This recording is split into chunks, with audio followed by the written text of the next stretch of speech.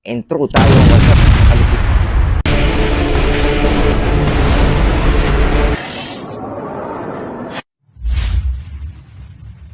Oh, nga pala. Magandang umaga doon sa diwatang mukhang engkanto.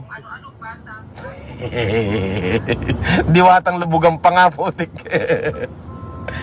Ay, sabi ko sa'yo, diwatang lubugang pa nga kapag ikay lumaki ulo mo, lilipas ka na. Oo, sabi mo, lilipas din yan, kuya. Oo, lilipas ka na rin. Oo. Okay, sabi daw ng diwata, nalubugan pa nga. Hindi ko ikakayaman ng 100 pesos nyo. Ito, diyan ka nga nagsimula sa 100 pesos, gagon to, tapos sasabihin mong hindi mo ikayayaman. Minuminuto, lubugan pa nga mo. Pag pinalubog ko pa yan ng todo,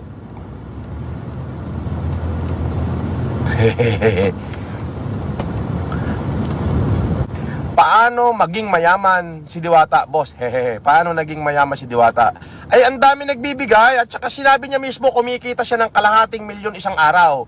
Abay, pagka kumikita ka ng kalahating milyon isang araw, ay di mayaman ka. Ito yung napakahina naman ng dibay-dibay mo. Napakahina mo naman magdibay-dibay. Abay, kalahating milyon ka mo kinikita araw-araw, ay di mayaman yun. Ito yung... Oh. Diba? Pagka kumikita na ng kalahating milyon isang araw, abay mayaman na yun. Ang tawag do'y yayamanin. Di ba? Pero sabi ko nga, kapag ikaw binigyan ng Panginoon ng pagkakataon na umangat sa buhay, dapat lalo kang maging mapagpakumbaba.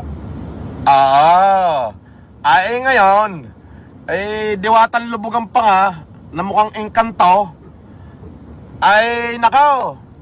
Huwag mo sasabihing lilipas din yan at huwag mo sasabihing may nagpapabati nga, lilipas din daw yan, kuya. O, lilipas ka na rin.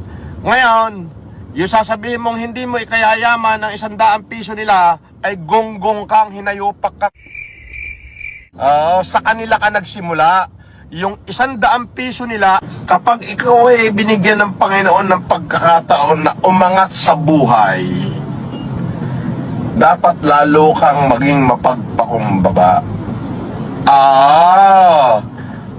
Ngayon, diwatan lubugan pa nga, na mukhang engkanto, nakaw.